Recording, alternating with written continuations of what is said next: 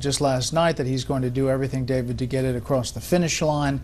You will have some stiff opposition, obviously, in the House, a number of people in the Senate, including Senator Sessions.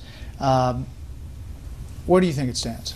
I think it's in pretty good shape so far. I think that it's going to be very interesting to watch what happens in the House, but like the Senate, you have a number of Republicans that are very important to conservatives that right now are on board with the concept, and a concept that includes a path to citizenship.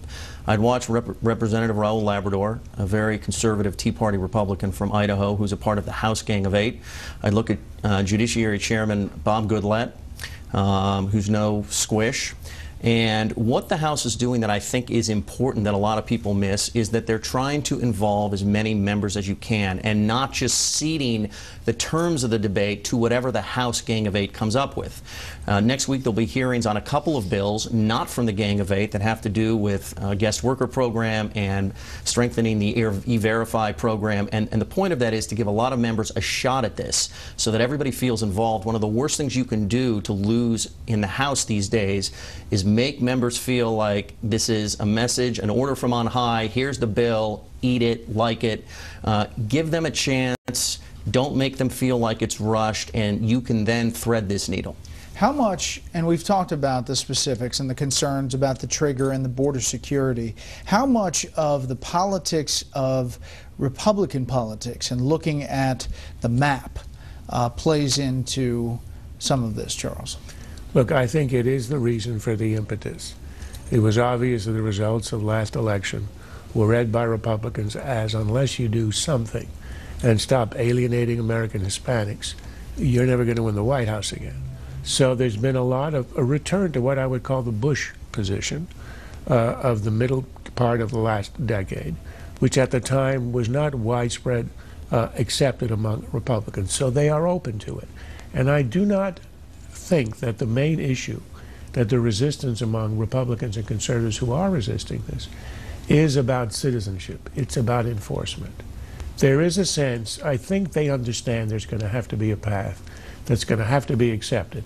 But there's also a sense that if you really do have control of the border, it'll be okay because it'll be the last time. It's not going to be like the swindle in 1986 in which enforcement was promised. It never happened. And that's why I think it could be, the bill is not yet secure. It will depend, again, not on citizenship. It'll depend on whether the Democrats show seriousness about enforcement. I'll give you one example. Rubio today spoke about how some members who might want to have a double fence. In fact, the one outside San Diego has a triple fence, and it reduced illegal immigration by over 90%. Now, if Democrats object, you have to ask them why. What possible objection could you have? It might be a waste of money, but it's likely to work. It worked in Israel. It works in a lot of places.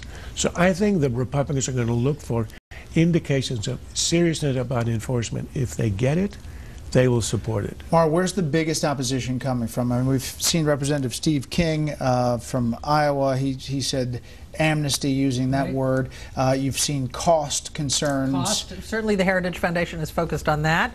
The specter of illegal immigrants taking public services, welfare, taxpayer-funded services. You have certainly Jeff Sessions in the Senate. But I think that the opposition is surmountable. You do have the interesting specter of the president telling the left, don't push for too much, guys. You know, if you pull this too far to the left, you're going to queer the deal. We'll see much more of that this weekend, Fox News Sunday as well. That's it for the panel, but stay tuned as we reveal some of the most recent impacts of sequestration.